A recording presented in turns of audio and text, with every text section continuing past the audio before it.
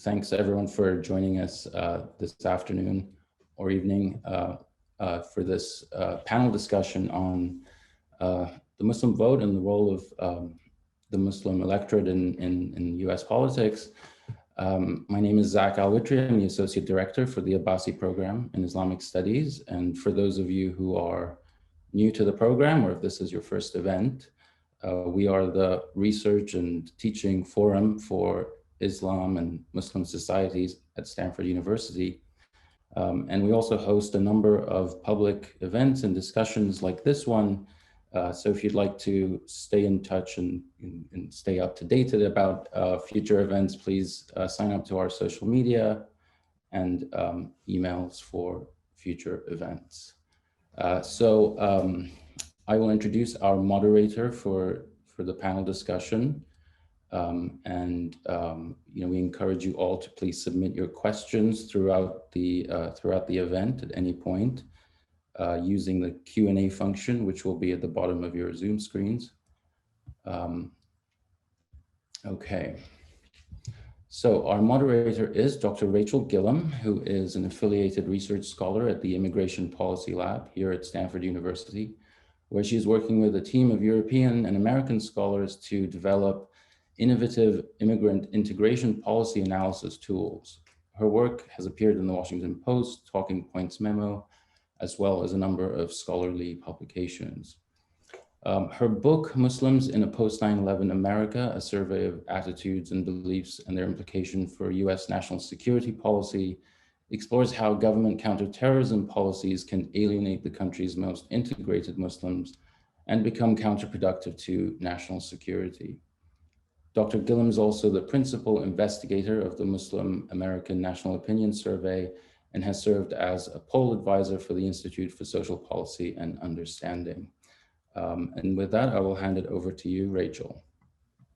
Thanks so much, Zach, for the intro, and thank you all of you for tuning in this evening, just 5 days before the US election. And I know our panelists are probably eager to get past that line. I can only imagine how busy you are right now. I think some of you just came back from knocking on doors, so that's great. And special thank you to Stanford Abbasi Program for hosting the event. Really excited to be here today. So we'll go ahead and jump right in because there's a lot to talk about, a lot to cover, and to hear from these fantastic panelists. The framing, as you know, while the Muslim community makes up only about, estimates say, 1% of the country's total population, their concentrations in key swing states and battleground states are going to make their vote especially impactful in this election. So today we really want to dig in and discuss the Muslim vote, the ways in which Muslim Americans are increasingly influencing and participating in politics on the local levels, the national levels.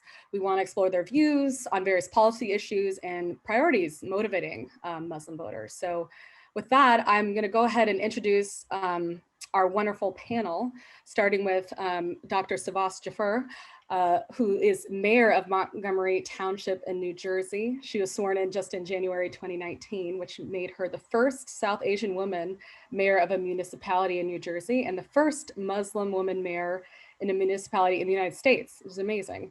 Jaffer is also a postdoctoral research associate in South Asian Studies at Princeton University, where she teaches courses on South Asian, Islamic, and Asian American studies. Welcome. Next, we have Nada Al-Hanuti, who's executive director of Engage Michigan, which is an organization that seeks to empower Muslim Americans through political literacy and civic engagement. And there she leads organizing efforts, get out the vote efforts, and various policy initiatives. Formerly, Nada served as field coordinator for Representative Rashida Tlaib for state representative in Detroit. Next, we have Abraham Aiyash, who is a Democrat running for state representative in Michigan District 4. He previously served under State Representative Rosemary Robinson and served as the Recycling Commission, on the Recycling Commission in the city, and has led several other public service initiatives. And then finally, we have State Rep Abdullah Hamoud, who's serving his second term in Michigan's House of Representatives, and he represents the 15th House District. which is comprised of his hometown of Dearborn. And he is the first Arab American and Muslim to represent that district. So many firsts in this group, really impressive group here, and excited to dig in. As Zach mentioned, we'll start with a few questions of the group, let the conversation go, and then we're going to open it up to Q&A to the broader group. So please drop your questions in the chat. So I did want to start off on a little bit of a personal note to get a sense of your story and how it might tie to trends that we're seeing nationally. So maybe, Sadaf, if you could start us off. In recent years, we've seen Muslim Americans really successfully run for elected office at nearly every level of government. And very excitingly, in 2018, we saw Representatives Rashida Tlaib and Ilhan Omar become the first Muslim women elected to US Congress. And so, turning to your story, what specifically drove you to run for office and become engaged in politics? Sure, thank you so much for that question. I think like a lot of Muslim Americans, I grew up with a family that was very well informed about politics, definitely watched a lot of news, listened to a lot of NPR in the car. And so politics was kind of just a part of the air that I would breathe at home. I thought I wanted to go into diplomacy, and I went to the School of Foreign Service at Georgetown for college, thinking that. But I became really interested in my studies on Islamic history and literature and decided to pursue a PhD. And part of that had to do with being in the first week of college when the September 11th attacks took place and really wanting to understand Muslim history, culture, literature as much as I possibly could. But that interest in public service remained there for me. And I moved to New Jersey. Both my husband and I teach at Princeton University. And this was the first time that I started calling my congressional representative regularly, because I did not agree with his kind of hawkish views on going to war with Iran and against the Iran deal. And after I called him many times, I realized that it was really important to be engaged and to call your elected officials, but ultimately they get to decide based on their values and their judgment how to vote. And that was the first time that I really thought that there had to be people like myself with my values, with my perspective in elected office. And I happened to mention that to a friend of mine from California who told me about the Emerge program, which is for women from the Democratic Party who are interested in running for office. I Googled it, and they were just starting up in New Jersey, happened to apply and be part of that first class of the Emerge New Jersey program, which is what connected me with the state party, the county party, the municipal party. Before that, I think to me, political parties were really just like the DNC. I didn't know about how to connect directly to them. And, I mention that program because immigrant communities, minority communities, women often do need formal training and mentorship programs to break into fields like politics. And so when I was asked to run in 2016 for my local government, I had that confidence, having gone through the program before, and decided to run as the first Democrat to run in several years in my community. Did not win in 2016. In 2017, won my seat on the local government. In 2018, we had taken over 2 more seats. So I was sworn in as mayor in 2019 and again selected as mayor this year. So that's a little bit about my path. And, being a part of certain protest movements, against the Iraq war, for example, in college, I felt like everyone I knew saw what a disastrous mistake it would be, including my professors, my fellow students, but the decision makers, again, they got to make the decision. And so I think it's those seeds that were planted thinking, okay, we need to protest, we need to express our ideas, but then we actually need to become those who are those who hold the power and make the decisions ourselves. Thank you. Abdullah, do you want to jump in and share sort of what drove you to run for office? Certainly. First and foremost, thank you so much for having me. Mayor Jaffer, it's great to meet you. The Michigan contingent was very excited to see you win your election. I can tell you that watching all the way over here. So congratulations, and it's great to be on with you. Personally, public service was something that I was always involved in at a very young age. I think the first campaign I ever worked, I was 11 years of age. standing at the polls, passing out pamphlets with somebody with the same last name. I simply wanted to earn a t-shirt that had my last name on it. And to do so, you had to work that poll. But, similar to the story of many children of immigrants, we typically had the 3 career pathways. We all know this. You could be a doctor, an engineer, or a lawyer. And I actually failed miserably at trying to be a doctor. I was never accepted into medical school. And so I pursued a graduate degree in public health, and I worked in the public health sector for many years. But growing up in a working class family, in a working poor family, my friends and I, we had a saying, and it was 6 figures by 26. We defined success through a financial lens. And it wasn't because we were obsessed with money. It was because we wanted to live our lives without the worry of the bill that ended up in the mailbox. And so for us as a family that, that moved from home to home because of foreclosures, that grew up in neighborhoods where kids didn't have much and families didn't have much, financial success meant everything to us. And for my family, the way to achieve that was through education. I was very close to achieving that dream, landing a job interview that would have paid such. But while I was interviewing for that job, my older brother and my best friend, who was 27 years of age, passed away. And it was unexpected. But when you have somebody that close to you pass away, you begin to ask yourself that question of, what is my purpose? This 6 figures by 26, it sounded great. The goal was, its intention was right, but it lacked longevity and it lacked true meaning. And as I reflected internally, I realized that my brother was my biggest advocate, and he was a very giving individual, and his giving nature wasn't revealed until after his passing. And so through reflection, we realized that being an advocate for others would be a way to pay tribute.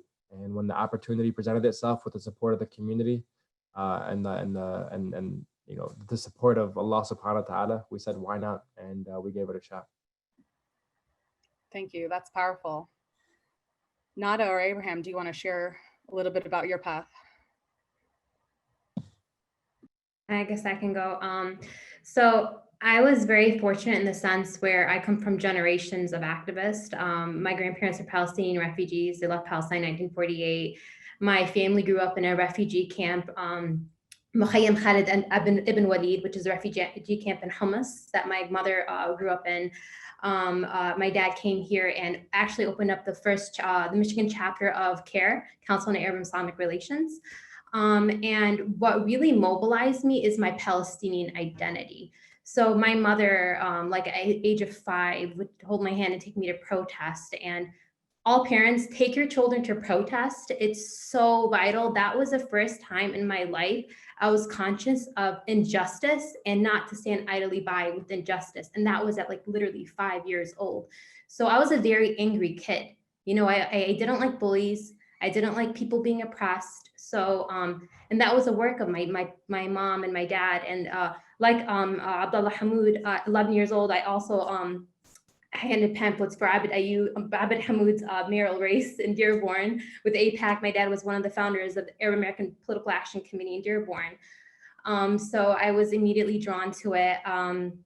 In undergrad, I naturally majored in political science. I interned with Rashida Tlaib, and then I ended up being her field coordinator for her state rep race. And that's where I learned how to do good politics. I never came from privileged means. My dad worked in a nonprofit, and we had ups and downs, but I really saw poverty firsthand, and I realized what it meant to be a public servant. So I was so fortunate to have a mentor like Rashida. And then I realized for me, I wanted to be a lawyer, but I'm like, oh, if I want to be an activist, I have to do it right, which is when I went to grad school, I got my master's in women's and gender studies. Everyone's like, what are you doing? It's crazy. You're not going to make any money. I knew that. So I did that because I really wanted to know the narratives of the marginalized. What really empowered me was the narratives of African-American women, slave narratives, and just really seeing their intersectional struggles and really crediting them as being the original feminists. And hearing the narratives of our Native sisters and brothers, and I saw parallels with my Palestinian struggles that really set reality for me. So that was very powerful. And I took that, and I always wanted to run for office, and I ran for office 2017. And I lost, but it was one of the greatest experience of my life. And I remember one time I was canvassing West Dearborn, And a police officer stopped me and said, hey, you know, somebody's reported a Middle Eastern girl with a clipboard going around the neighborhood. So I said, first of all, that's racist. Second of all, here's my literature. I'm running for office. So I realized me, as my community calls me, white passing, people were intimidated by me. Like, I couldn't imagine what my Black sisters went through, my brothers went to. And I was like, oh my God, I'm sitting here, I want to change this and change that. But I was so blind. You know, it's not about me. If I'm struggling so much, and I came in 12th, by the way, I out-knocked like all my opponents, but I still came in 12th because my name is Nada Mutanat Hanuti, very Arab ethnic name. And I can't imagine what like my Black Muslim sisters deal with, you know, my Veil sisters deal with. So it was very eye-opening, and I got this opportunity to be ED of Engage, and I just channel all the anger, the trauma, the injustice in my work, and I'm so fortunate to be here. Thank you for sharing that. Abraham? Yeah, first of all, it's good to see folks on this call. Just to give you some context, everyone is somehow connected. Sadaf actually visited Hamtramck, my hometown, a couple years ago, and she had this huge tour given. People walked her around. They took her to this mural and whatnot. So it just shows you how interconnected the Muslim community across the country is.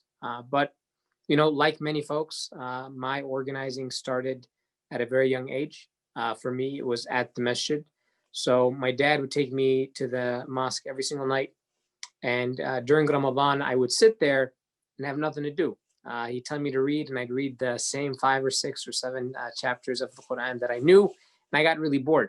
So I tried to find a way to occupy myself, and I ended up streamlining and organizing the iftars at my local masjid at around 9 years old. And that was, I would consider, the first stint, I would say, in some sort of community organizing, building up that program. And shortly after, I fell in love with the campaign logo for Barack Obama. That's what got me involved in political organizing. I was skipping my computer assignment in class because I was a terrible typer, and scrolling on the Yahoo front page to be one of the cool kids. And I saw the article about him launching his campaign. Clicked on the link only because I was obsessed with the clean style of his campaign material. I ended up watching one of his speeches, was really impressed with how he spoke and what he was saying. Didn't really understand it, but signed up for an email for Barack Obama. About 2 days later, I get a message saying, Abraham, I need you. And I thought it was a personal message from Barack Obama. I didn't realize MailChimp was a thing at the time. So I run home and I tell my dad, I says, Baba, this guy named Barack Hussein is running for president. He needs $3 and he'll send me a bumper sticker. So my dad looked at me and says, what the hell are you talking about? Eventually he just gives me his Amex, and we put in the donation, and lo and behold, I get my sticker, and 15,000 doors later, I decided politics was the way to go. So I did organizing in my city, everything from fighting to protect folks against housing and employment discrimination in Hamtramck to making sure that we had a recycling program in our public school system. Hamtramck has probably the poorest zip code in Michigan, just to give you some context. It's also the city that has, quote unquote, the first Muslim majority council in the country. So anyhow, took Go Green literally, went to Michigan State. I know Abdullah and I are probably going to disagree on this contentiously since he went to Michigan. But there I found ways to organize on diversity and inclusion on campus. And I got a degree in political theory and constitutional democracy, which is a fancy way to say unemployment. So I did pre-med as well. So like many Arabs and Muslims, you have to follow what I call the trident of career paths: doctor, lawyer, engineer. Was intending to go to medical school. Then the presidency of Donald Trump became a reality. And in 2018, I had the opportunity to run for state Senate. I was the youngest state Senate candidate in the state of Michigan, actually. And we were largely counted out by a lot of folks, but we ended up second in an 11-way primary, losing only to the candidate that received about a $250,000 boost from a dark money super PAC. So I stayed engaged in politics, did a lot of collaborative work actually with NEDA here in Michigan, at Michigan United, one of the largest advocacy groups in the state. And my love for organizing actually was going to take me to New York. I was going to work to unionize bodega workers in the city of New York.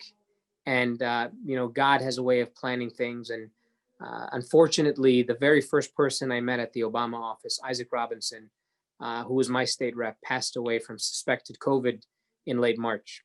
And the opportunity came to run for that seat. Like many Detroit primaries, it was also a hotly contested race, and was on the ballot with another guy named Abraham. So there was a lot of confusion because we were telling folks to vote twice for the full and partial term, and then you see 4 Abrahams on the ballot. So we were fortunate enough to take 40% of the vote in that 13-way primary, and now I'm looking forward for the opportunity to serve and empower my community as a state representative in some capacity, and do good work. I would say I'm Abdullah was quoted in actually one of the newsletters, the Lansing sort of tabloids, where the Muslim caucus just doubled in size. So we now have 2 Muslims representing this in the folks in the state legislature, and I will be only the 3rd Muslim following Rashida and Abdullah to head to Lansing to represent my community. That's fantastic. These stories are really inspiring and really telling. And I do want to, I want to ask you now about, to really understand, the surge that we are seeing in Muslim voter turnout, especially in recent years. And I thought Neda would be a great place to start with your experience. I saw, according to an Engage poll, in battleground states like Florida, Ohio, and Michigan, where we have a lot of representation here, Virginia, we've seen Muslim voter turnout jump 25% between 2014 and 2018. And we've seen other evidence, again, of increased Muslim voter turnout. Can you share based on your experience and what you're seeing on the ground, what's driving this increase and why is it significant, especially for this election? So something magical happened in 2018. We had Abdullah Sayed, who is an Egyptian American, run for the governor of Michigan. We had Rashida Tlaib, a Palestinian, an unapologetically Palestinian woman, run for Congress. We had Ibrahim Aiyash, who would be the first, who would have been the first senator, now the first Yemeni representative in the House running for office. We had Faiduz Saad, a bunch of really not just Muslim candidates, qualified, talented, inspirational Muslim candidates. We had people that had funny names like us, that prayed like us, that looked like us, and that was so powerful. So that drove Muslims to go to the polls. And right now we're seeing, a different shift. Like according to recent ISPU Institute for Public and Social Understanding, they show that in 2016, 60% of Muslims are registered to vote. Now in 2020, we have 78% of registered Muslims to vote. Why is that? That's because Muslims have more at stake during this elections. These issues are hitting home to us. 2 prominent issues with the Muslim community are, number one is a Muslim ban. Ibrahim and Abdullah can tell you how it's directly affecting us. We have our neighbors that are being deported, especially our Yemeni American immigrants. We had families being separated. We had ICE harass our local businesses. And I even had an intern that went up to me, that came to me, said, Neda, my dad's getting deported. What do I do? And alhamdulillah, we connected him to Rashida, and Rashida got her a good lawyer, and her dad is safe for now. And then the second issue is Black Lives Matter. I want everyone to know this. Not all Muslims are Arab, okay? 28% of Muslims in America are African-American Muslims, and they represent the largest population of Muslims in the country. The second is APIA. They represent 24. Arabs only actually represent 14% of Muslims. So Black Lives Matter is a huge Muslim issue. That's been a Muslim issue, and especially in Michigan, when we had the foundation of the Nation of Islam here. The Nation of Islam was created in Detroit with Wallace Farad Muhammad, and then Elijah Muhammad became the leader right after him. And then Malcolm X spent his life and, died to preach the words of our prophet and to preach the words of Islam. So it's two things definitely. Black Lives Matter and the Muslim ban has been so at home for us. Now we're voting for our lives, which is why you see a huge number of Muslims going out to vote. So it's either, we have these remarkable people, but now people are like, if I'm not voting for my life, I'm voting for my sisters whose dad's getting reported. I'm voting for my brother or sister, who can't even walk down the street without getting harassed. So there's so much more at stake for our lives this time. And if I can add, there's one thing I disagree with Neda. I don't think we have funny sounding names. In fact, I think John James is a funny sounding name because it's two first names. And I think there's nothing, I think, obscure about folks that look like us, that share the lived experience, that step up and say, we deserve to be at the table in terms of making decisions, and that reflective democracy has to be the bedrock of this country. We know that the vast majority of folks are largely white and largely men in our halls of power. And it's, I think, powerful when you have folks that look like you, that have your name, that give you this sense of I belong, or it's possible for me. One of the most powerful stories or powerful moments for me during my first campaign in 2018, when I ran for state senate, I just left the mosque in Hamtramck. You'll see kids playing soccer in the parking lots. This little kid, I think he was probably 4 feet. I mean, he's really small. And he comes up to me and he says, "Oh, Ibrahim." I say, "Yeah." He says, "So you're running for senator?" I was like, "Yeah." And then he says, "So does that mean you get to go yell at Donald Trump?" And, although he didn't understand sort of the position in which I was running for, but for a 7-year-old kid, he knew Donald Trump. The fact that he saw, and you should have seen the way his face lit up, that I can go tell Donald Trump that what the hell he's doing is wrong, right? But that ability to give folks the sense of, or give young folks in particular, the sense of, I can be a part of this, I can do it, is powerful. When my sister ran for school board in Hamtramck, after I lost my primary, a lot of girls felt an impetus to say, I can be a part of this too. So they started asking, how can I join local commissions, right? How can I start a PTA, or even the younger kids in the high school were saying, we want to create organizations that get people prepared to engage in that political process. And, we would be lying if we didn't say Donald Trump had a huge impact for folks, especially within the Yemeni community. So as an immigrant, or if I come from a family of immigrants rather, there tends to be this idea that we are here as sort of visitors, and then we are building something bigger and better back home, right? So a lot of folks, particularly from the Middle East, would invest in building homes and acquiring land and sort of setting up a retirement, so to speak, back in Lebanon or in Yemen or in Palestine. And 2016 really showed people that this is your country. Folks who hadn't had any interest or desire to get their citizenship, or were lackadaisical about it, realized, this is a serious problem. And folks saw some harsh realities. I lost my uncle just a week before Donald Trump signed the Muslim ban. And my uncle, we had spent over $6,000 DNA testing and applications to try to bring him into this country. And now his wife, who's now widowed, is still waiting to hear back about the very first step to try to get into the United States. So there's a very real impact. But I think folks are now realizing that this country that we've been conditioned to believe is largely controlled and owned by white America is not going to be that anymore. That minorities across this country are very much embedded into this fabric. Elijah Muhammad's house, or Wallace Fard Muhammad's house, is actually in Hamtramck. It's on Yemen Street, the same street that I live on.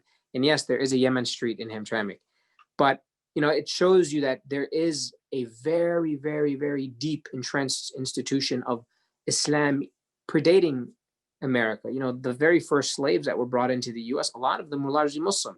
And if you study the work of Dr. Jackson at USC, you'll hear and know that they would actually separate a lot of the Muslim and Arabic speaking scholars away from the other African slaves that were brought in, as a way to have people erase and forget their memory and sort of lose their ability to worship and to practice and to read and to write. And that is a very dark part of this country's history, and it's something that has to be acknowledged. And as Muslims, we have to recognize that as someone who comes from a family that's immigrants, we would not be here to Neda's point without Black America.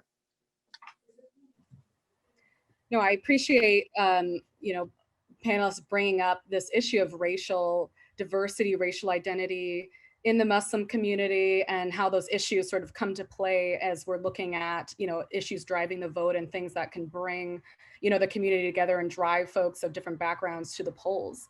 But I do want to explore it a little bit more and really understand how racial identity does play a role in shaping Muslim American attitudes, and how we can build coalitions across different segments of the community, not just race, but as you mentioned, immigration status, and those type of features. What is it taking to really, bring this community together? Because we've seen in the past, sort of generational divides, or, different immigrant communities sort of coming with their own particular issues that they're focused on. And, with generations born in the United States, it appears that there's some kind of, again, collective interests here that we're seeing really drive this turnout. Can anyone comment on that and sort of what we're seeing across generations in these trends?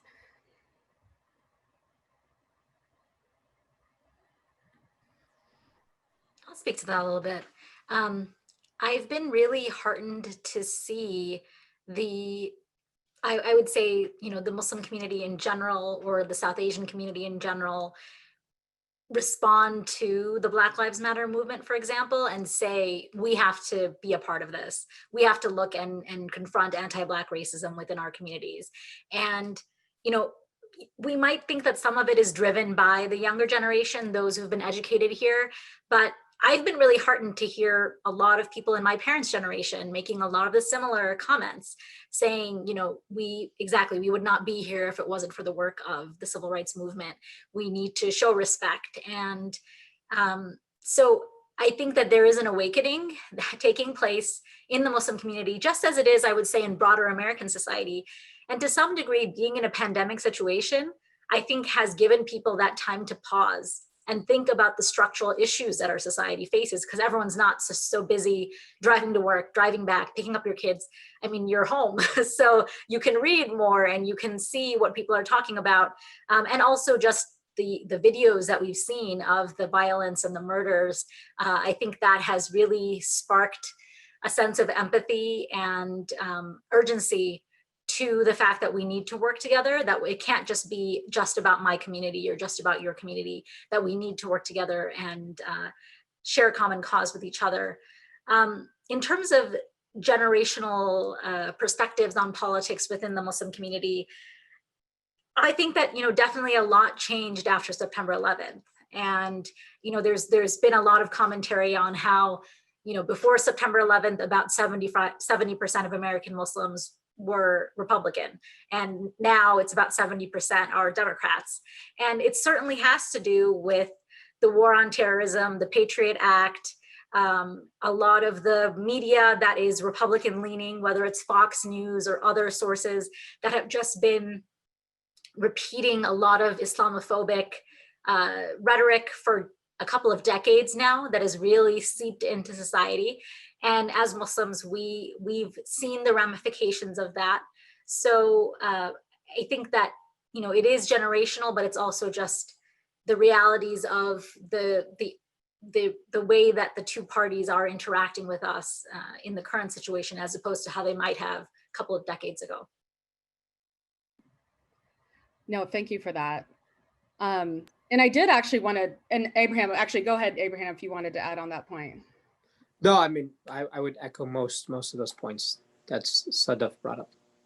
No, but that's great. I did want to touch on the issue of party here. You brought up a point that I was, wondering about as well, about sort of, again, the shift we've seen over time of the Muslim community. And maybe this is something, Abraham or Abdullah, you can comment on. You both describe yourselves, for example, as progressive Democrats, and you've been endorsed by Senator Bernie Sanders, both of you, I believe. So, and indeed in Michigan, we saw a lot of excitement and overwhelming support for Bernie Sanders in the primaries, a very important battleground state among Muslim voters. So, again, given the history, this transition from sort of more on the Republican balance now more to the left, my question, or perhaps questions are, is, and we've touched on some of this, but what really explains the swing to the left? And are these sort of sustainable issues, or is it more of a response into the moment in time we're in, or is there a more fundamental shift that's happening in the community? And I guess second to that, can we anticipate, at least in Michigan, for that support to translate to a more moderate Democrat like Joe Biden? I would welcome your thoughts on that topic. Maybe I'll kick it off, and then Abraham can slam dunk it after me and correct everything that I say. And to Abraham's point earlier, when I got quote of the day, it was the Muslim caucus has doubled. And by the way, we're not the same person, because people still confuse us. To your question, I think the Iraq War was a big turning point for the Muslim American community. And I think that's where you saw a large shift go from Bush voters and translate into Obama voters. With that said, I have more bones to pick with the Democratic Party than I do the Republican Party. And maybe that's largely because I identify as a Democrat. And I think we need to take a hard look in the mirror and say a lot of the policies that Democrats adopted were not, supportive of the Muslim American community in many ways. If you look to the last presidential debate, when Trump looked to Biden and said, well, who built these cages? There's an answer to that. If you look at the continuation of the NSEER's Muslim registration program, Obama continued that program under his presidency. If you look at deportations, if you look at, foreign policy affairs, Democrats are just as guilty as Republicans. To your question though, are Muslims going to be more leaning towards the moderate Joe? I push back against that notion because Muslim Americans overwhelmingly in Michigan supported Bernie Sanders. And I think it's because we believed in Bernie as an individual, as somebody who respected our community, who came to meet and organize and mobilize with our community, and who promised that we would be key decision makers at his table as a part of his administration that are valued and respected. And I think that's what Muslim Americans are looking for. I long for the day which we break away from a two-party system and we start evaluating each candidate for who they are and what they propose and support. I know I'm often labeled as a progressive Democrat and lefty and so many different terms. I like to advocate for the best possible policy. I don't care who comes up with it. If it's the best policy that produces the best outcome for my community, count me in. I don't care if the originator of that policy is a Republican, conservative, if it's a moderate Dem, a lefty, a socialist, if it's the best possible, if it produces the best outcomes for our residents, then we should all be on board. And I think as a Muslim American community, we're understanding that we have power. Traditionally, we tend to cut the checks for candidates and not even vote. We tend to invite political candidates and those who are elected to come to our dinners and events to snap the photographs, but we don't know how to hold them accountable. And I think the real work doesn't begin on election day. The real work begins the day after. If it is Biden that attains the presidency, I'll be the first to tell you, I'm not on board with 100% of Biden's platform. But Biden has given a commitment to our community that we will be represented in a part of his administration. And I have faith in members of our community who will be a part of that administration. And that's what I'm taking with me to the ballot box. But we have to hold him accountable. If he doesn't live up to what he said he's going to do, 4 years from now, we shouldn't be cutting those checks. We shouldn't be inviting him to those dinners. We shouldn't be giving our votes just because he has a D before his name. And I long for the day in which our community continues to mature in this political world, and we get there.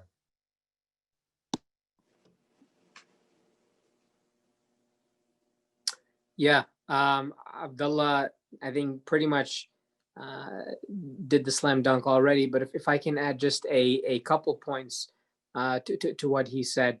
So the best analogy I can give folks is we're now left with chicken that isn't halal and poison.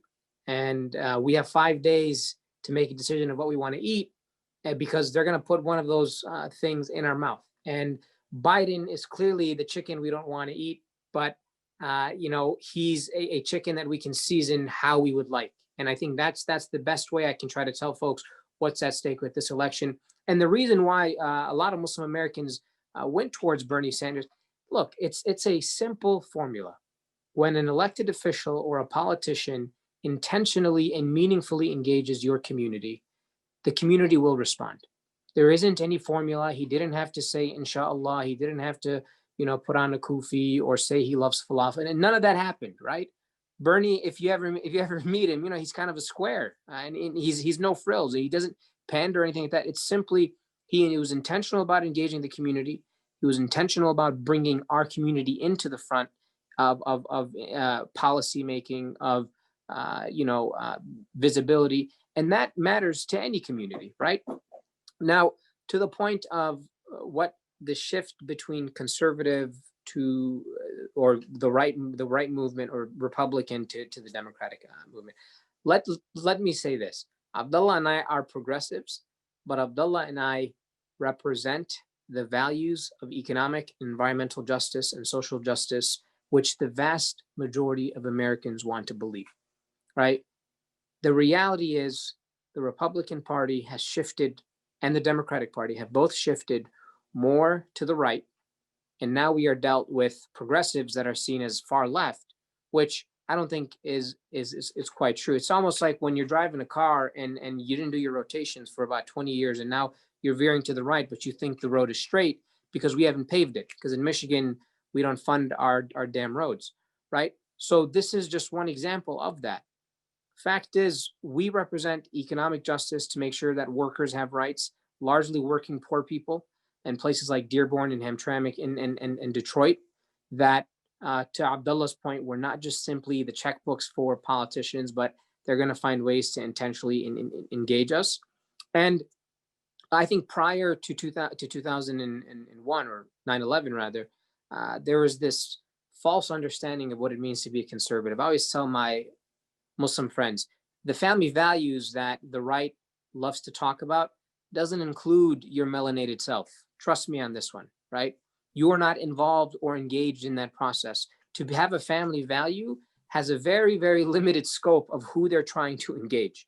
It's not about, protecting the institution of family. It's not about protecting the integrity of roles in society. None of those things include you because you decide to pray with your head on the ground. So we have to stop pretending that to be conservative means that we have to accept. Look, my dad is probably very, very religious man, right? He's never voted for a Republican for a long time in his life, and even predating 9/11, because my dad was a union worker, and my dad recognized, and he's still a union worker, and he recognizes that workers' rights have always been protected, and always been championed a little better, or I guess ignored a little less with the Democratic Party. And I think that ultimately is where we have to move the conversation. It's not about simply because what our faith teaches us automatically tells us, oh, well, we don't fight for the rights of other people. Now, that's not the case here. We very much recognize that infringing on anybody's civil liberties opens the door for your civil liberties to be infringed on in the future. And that Pandora's box is a dangerous one to try to crack open. So, to that point, I think it was that falsehood of family values that was projected on people. And it was largely a neglect or ignoring of Black America, Black Muslim America, right? Black folks make up 30% of the Muslim American population. Yet when you think of Muslims, you think of Arab doctor or Arab gas station owner, right? And that was not, or sorry, a Desi doctor, an Arab entrepreneur. And that sort of largely painted the picture of what it meant to be a Muslim in America, without realizing that the reason why places like Detroit, Oakland, Philadelphia, and New York are all Muslim-centered hubs is because there was a strong Black Muslim population far before the brown folks came into those spaces. No, thank you for that. And I don't know if Sadaf and Nada, you have any perspective from sort of the national perspective or outside of Michigan on that question around, again, sort of a shift, you know, to the left, and if it's, you know, if what we're seeing in Michigan, support for candidates like Bernie Sanders is nationally representative of what we see from the broader Muslim American community.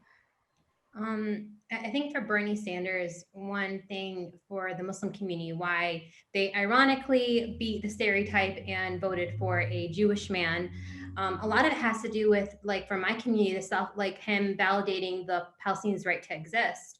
You know, one thing I have, just like Abdullah said, I'm a Democrat, but I definitely have beef with the Democratic Party because the Democratic Party has been racist for years, not representing me, not representing my people, and not seeking our community for their votes. You know, but they've been really disenfranchised our community. So for Bernie Sanders, you get this Jewish man saying, hey, I believe Palestinians have the right to exist, the deaths in Gaza are disproportionate. That's like, oh my God, that's amazing. Because we always see these progressives who claim that they're human rights activists, but this is my theory with all progressives. They're all progressive and everything until you hit Palestine. When you hit Palestine, they're like, oh no, we're buddies with Netanyahu. Just like some progressives are buddies with Modi. You know, when you're advocating for all human rights, you know, you need to be advocating for Palestinian human rights, African-American human rights, Uyghur human rights, Kashmiri, Muslim Indians that are under Modi's regime, those human rights, the Rohingya human rights. So when we see people validating our existence, which is such a low bar, and even one thing that really was so emotional for me was when Bernie was in Dearborn, he went to Salina Elementary, and just a backstory of where Salina is. Salina is in the south end of Dearborn, a large population of Yemeni American community, and one of the highest levels of air pollution in the country. Abdullah can tell you all about that. And for him to come to a community with very low voter turnout, they're getting a lot better now because Abdullah actually was one of the very first people to engage them and actually canvass them. And you know, very disenfranchised, large immigrant community. You know, literally suffering with our children, they are suffering with asthma and cancer from the air pollution. You have this man going in there with a room filled with people that look like my grandmother living in Syria.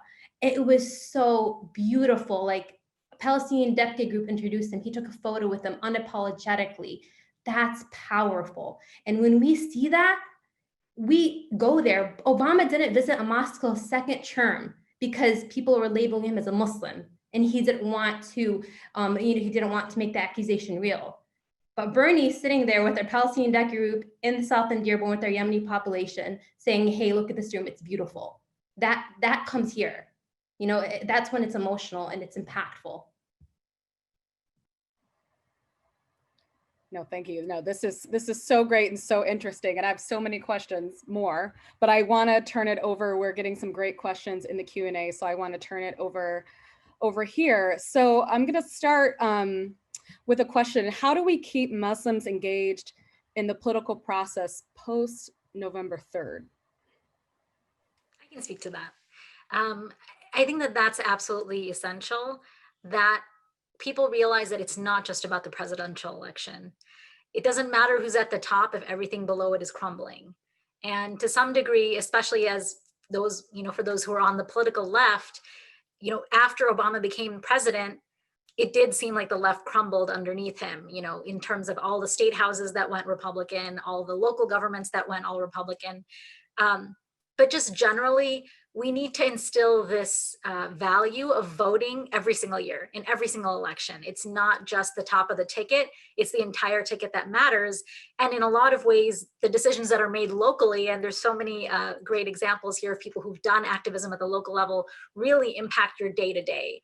And you know, if you don't want to run for office, try to get on your local boards and commissions, on your planning, on your zoning board, on your rec committee.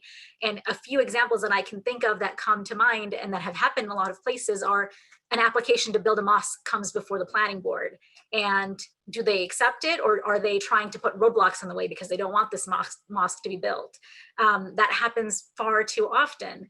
You know, there's funding for recreation. Are we going to have another baseball field, or do we want a cricket field? Because, you know, your town has a lot of people who play cricket. So why is it that we're still thinking in terms of sports that people aren't playing as much anymore?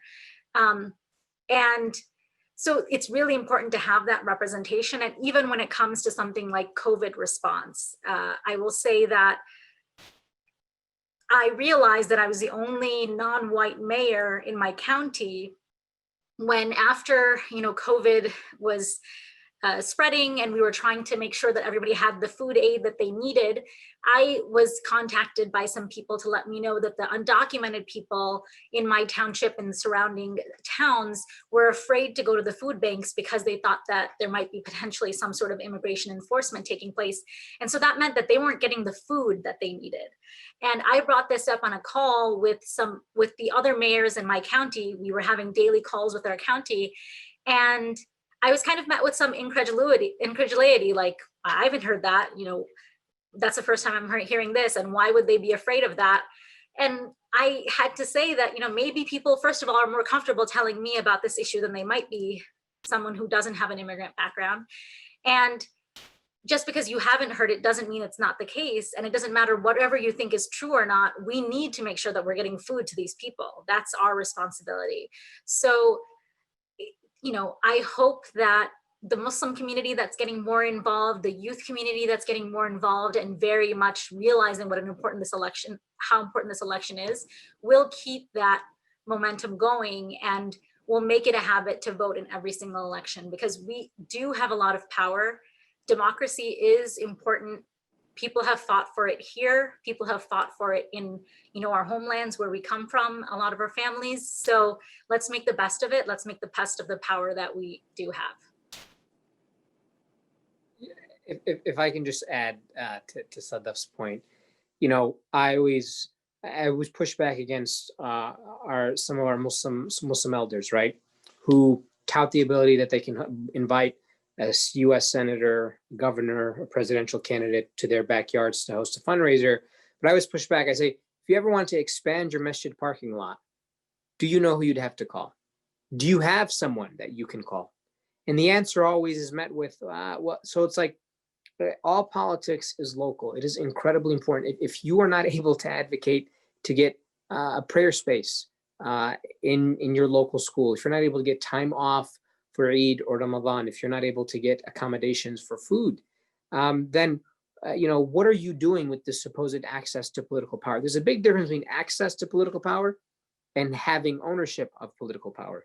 And oftentimes we conflate photo ops with the ability to say, oh, look, you know, Joe Biden took a picture with us, therefore we somehow are validated. Yeah, but if your entire city council doesn't acknowledge you, won't even give you the permit to change a sign for your store, you know, or give you access to expand that parking lot, then what the hell does that photo do for you, right? And I think that's like the perspective. We got in a very, very important election coming up in 2021 for Dearborn's mayoral and city council races. Hoping to see some folks on this call on that ballot.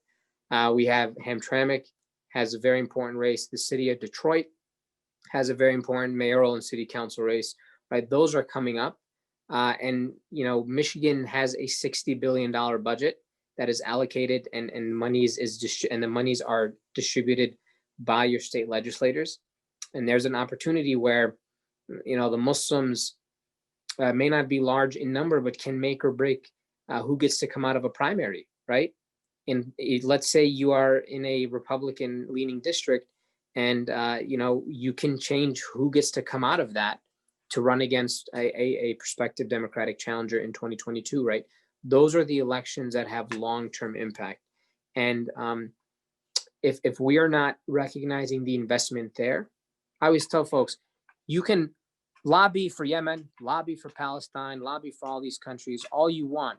But if you're not getting your community here, your Lebanese American community, your Palestinian, your Yemeni American community to vote, how the heck are you going to get access to lobby for those issues internationally, right? And I think that dissonance has to be recognized. And I'm hoping that this election is highlighting that if you're not getting engaged now, and if you're not getting engaged on the ground here, you're not going to be able to change anything thousands of miles away. I want to piggyback on that 100 million% what Brahim said. So in Engage, what we do is we follow the political cycle. We do the organizing, we get the people elected, we do the voter education, and then we lobby. So right now, what we're doing, I had 19 organizers. Some have been with me since June, and we started organizing actually for the presidential primaries. And they come from 16 to 27-year-olds, and they literally run the show. They're incredible. Just advice to everyone, let 16-year-olds, let them lead, because they're craving that. And when they lead, they do a hell of a good job. I mean, they're getting volunteers, they're owning it. It's beautiful to see that, see them really own their power. But I digress. So what I tell my team, they're like, oh, Netta, we want to work with policy, we want to, like policy is like the hot thing to do. Everyone wants to get in that fancy room with the legislator, but I'm like, our policy is contingent on who we get elected. We need to make sure the right people are elected so we can get this passed. And what's really great about our organization, we lobby on the Hill, and we also lobby in our local, in Michigan, our state legislators like Abdullah Hamoud. I came in his office a few times. I actually blasted him with too many calls to action. I apologize about that. And we do actually congressional, and we do for our federal senators as well. So every congressional meeting, I actually do a public sign-up sheet where we accept up to 10 people, or how much they tell us we can accept. And we've had, and we want to do this because we're not here as a rich lobby firm. We're not a lobby firm. We want to push policy by your narratives. I want to hear your pain, and I want them to hear their pain. You have to have that beautiful human aspect to it. So we had a brother who was Kashmiri, who basically, him and another Kashmiri brother came with us to all 11 meetings.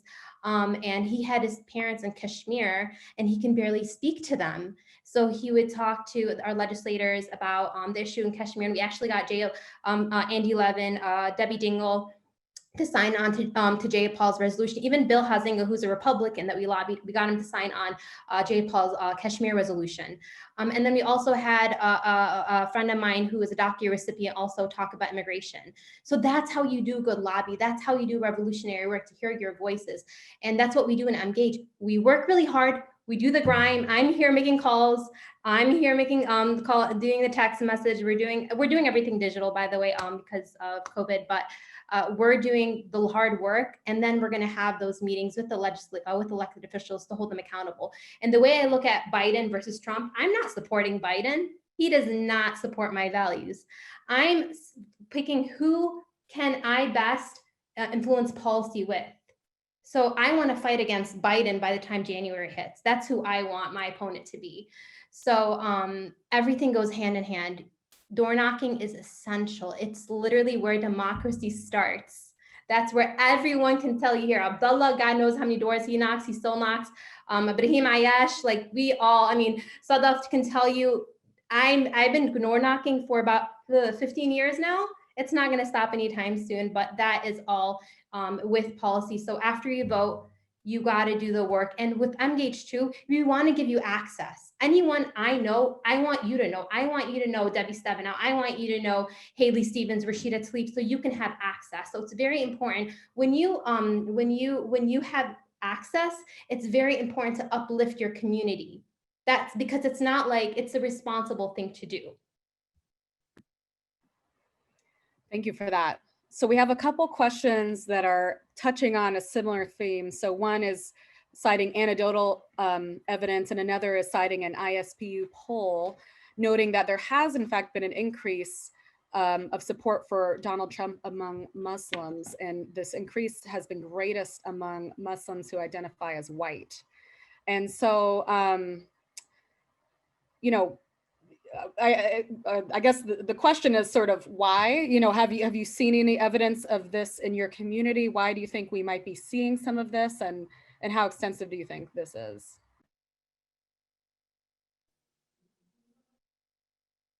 I think I'll take a slight stab at this. Growing up in the post 9/11 era, we always heard the message that Islam is radical and the Arab Americans are radical and this group is radical. what's most radical is willful ignorance. And I think that is what is very prevalent amongst many Americans across our country, be it white Muslims, be it whichever category. For a president to have taken the presidency over the last 4 years and spewed over 20,000 documented lies, there's no arguing what is truth and what is not. We have a means of validating statements that are made. There are facts and there are lies, and sometimes we try to call them, falsehoods or a stretching of the truth. A lie is a lie, and the president certainly spewed many. Now, as it pertains to many in the Muslim community who want to support Donald Trump, I don't think it's because they identify as blue or red. I think it's because they identify with the green in their pockets, and they heard of tax cuts. They might have received a stimulus check. They got a PPP loan, whether it was forged in terms of the information that was submitted. We're hearing of a lot of fraud, but ultimately they care about their own well-being. And I think, as Muslim Americans, obviously the Quran and the Hadith and the Prophet's teachings always tell us to look out for the community, because if you uplift your community, you then in turn uplift yourself. And so that is the mindset that we have to have. Which candidates uplift our community, put the policies and the issues that we want to see tackled at the forefront. But for anybody to be supporting Donald Trump, and this isn't a partisan statement. I'm not making this statement because I'm an elected Democrat. I'm making this statement because here is somebody who has demonized Muslim Americans, not only before all of Americans, but before the entirety of the world, and who's done so willfully.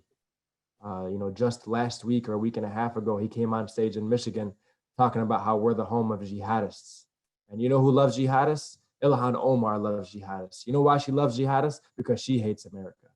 And these statements are directly and indirectly targeting her, because here is a woman, an Arab American, Muslim American woman who observes hijab, and who he knows will just rile up his base. So if we're emboldening that type of hatred, that type of bigotry and that rhetoric, that is somebody who doesn't just do it for political expedience, but deep down inside, he absolutely hates us. And if he's willing to throw you under, not a bus, if he's willing to put you before the trigger of a loaded gun, because that's what we're seeing, then he's willing to do anything it takes to win this presidency. And we should not by any means be supporting him or anybody that espouses the same type of rhetoric that he does.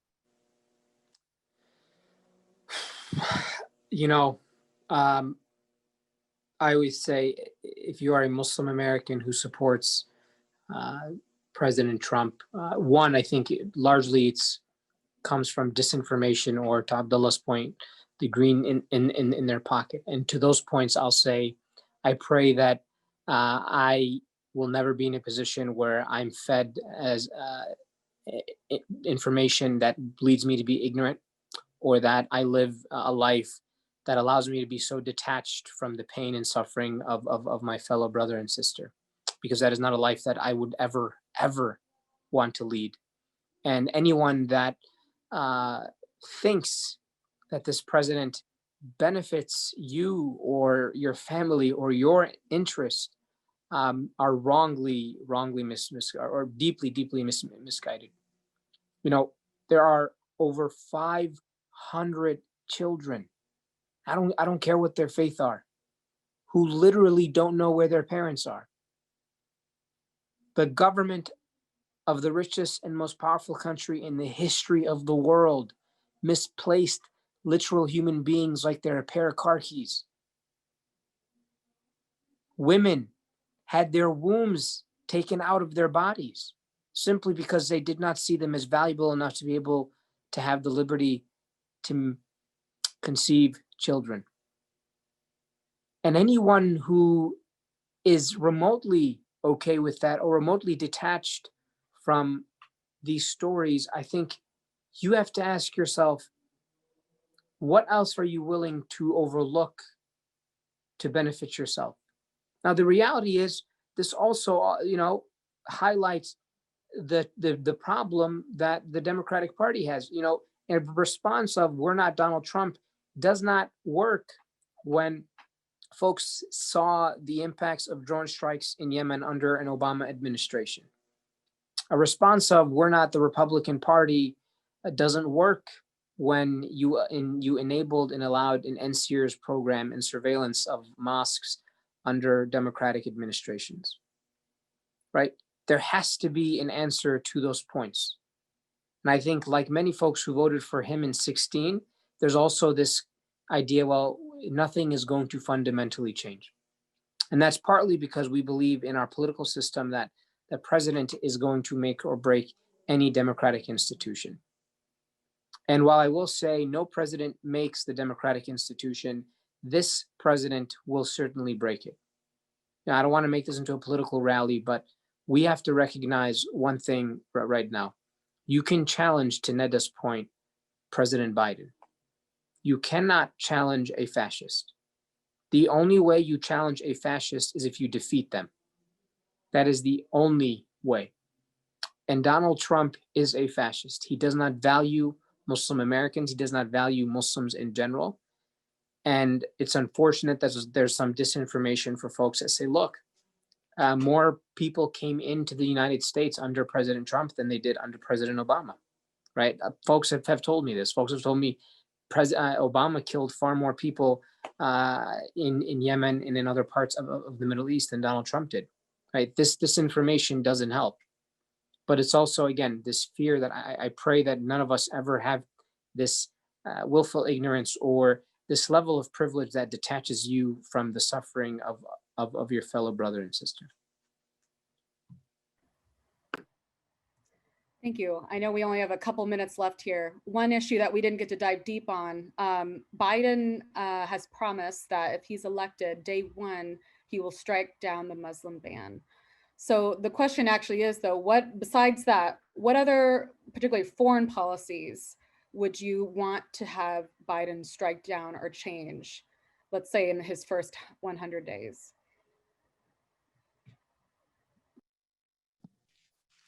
I can just speak to that. Just in general terms, I think it's a return to valuing human rights and saying that we stand for that above anything else, that it's important that people have their human rights, whether it's in China, India, Kashmir, Palestine, Armenia, wherever it might be in the world.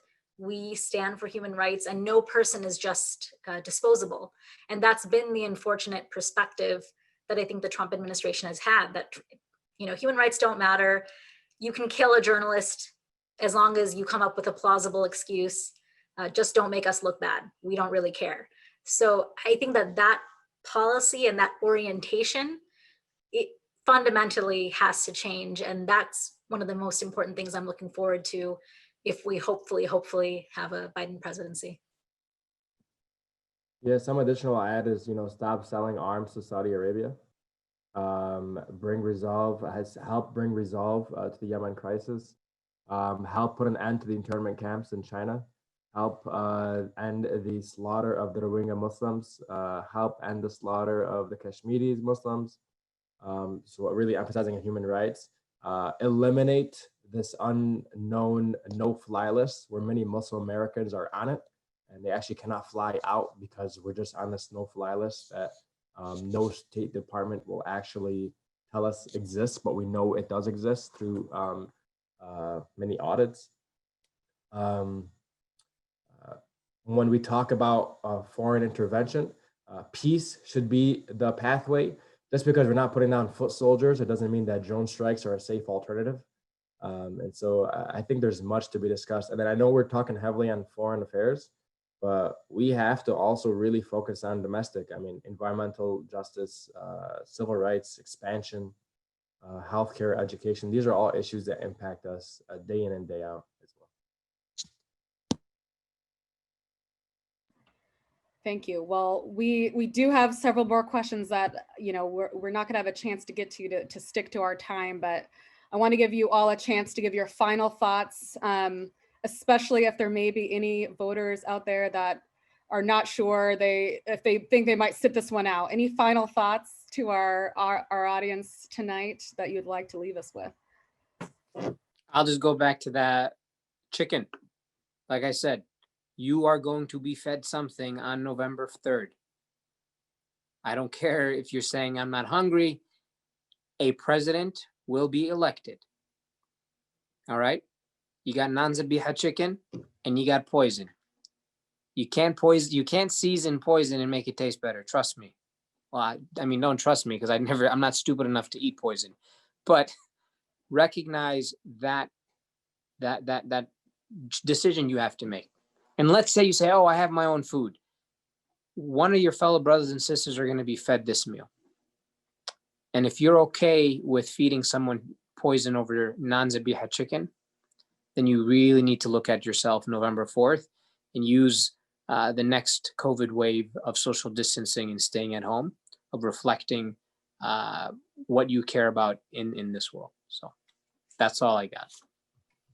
My message to voters and just to the public who might be listening is try not to get overwhelmed and become cynical, because making you cynical about the political process is actually what the worst actors in our political process want you to feel, because that disempowers you and that makes you okay with whatever, because you think, oh, everyone's just as bad. Everyone is not just as bad. There are degrees, there are people who are allies, that are closer allies, and there are people who truly see you as their enemy and they want to hurt you. And don't allow yourself to become so cynical about the political process. You have people on this call who are representing their community, who are as activists, as elected officials, who have the best interests of the community at heart. And that's what you should demand from your elected officials. Don't accept anything less than that. So that is what my message would be. It's even hard for me, definitely, to stop from feeling cynical, overwhelmed. But when that happens, just take a breather and think about the examples of the elected officials that you know or that you've heard speak, who really are trying the best for their community, and demand that from everyone who represents you. I first want to thank Stanford for setting this up, and Abdullah and Brahim are good friends of mine. It's always nice to get together.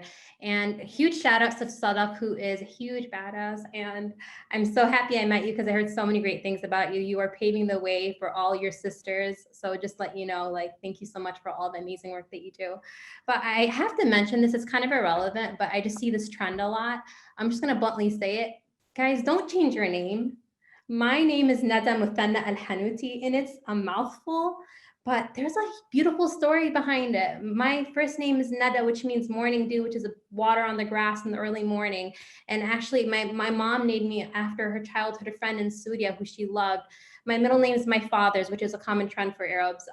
His name is Muthanna, and he came as an immigrant, and he struggled, and he made a life for us, which is why I can be an activist today.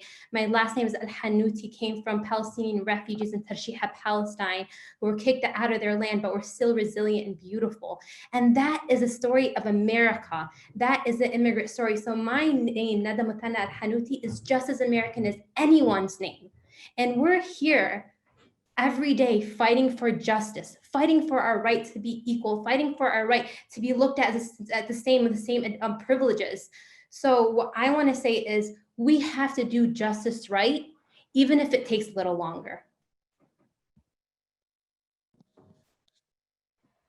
First and foremost, thank you so much for having this panel. And honestly, it's been a blessing to share the screen with all of you.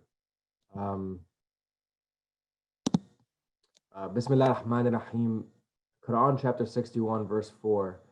Allah subhanahu wa ta'ala loves those who fight in his cause, united in one column, like the bricks in one wall. I love that verse. And in order for Muslims to show how powerful we are, we have to be united in getting out the vote. In order to show others and to force not just political candidates, but political parties as a whole and the system as a whole, that they need to reckon with the Muslim American vote. That we're not a vote that's up for grabs whenever they will like it. We're not a vote that they can disregard, thinking that we don't turn out. That in fact, we as a Muslim American bloc can determine local elections. We can determine county elections. We can determine state elections. And because we love to congregate amongst one another and live in the same neighborhoods, and by God's chance, we determined to do that in swing states, we have the power to determine presidential elections, but only if we get out there and vote. And so if you want to show just how powerful Muslim Americans are, show that you're willing to vote. Begin there. I won't tell you who to vote for. I think you have every reason to vote for individuals and to vote against other individuals. So please get out and vote. be responsible for 10 to 15 of your family members and friends. And together, let's show them that they're going to have to deal with Muslim Americans for the rest of their lives. And for as long as America is here, as are we, because we are American, and we'll be a part of every aspect of the American fabric. In the medical field, we'll be at institutions teaching your children. We're going to be running campaigns. We're going to be running for office. And only then, when we speak to ourselves and our own narratives, will we make a difference. That's a great note to end on. Thank you to our wonderful panel. Thank you to the Stanford Abbasi Program for this wonderful event, and best of luck. 5 days to go. Thank you for the amazing work you all do, not only on behalf of the Muslim community, but for all American communities. So thank you so much. And thank you for all the participants tonight. Really great conversation. Thank you.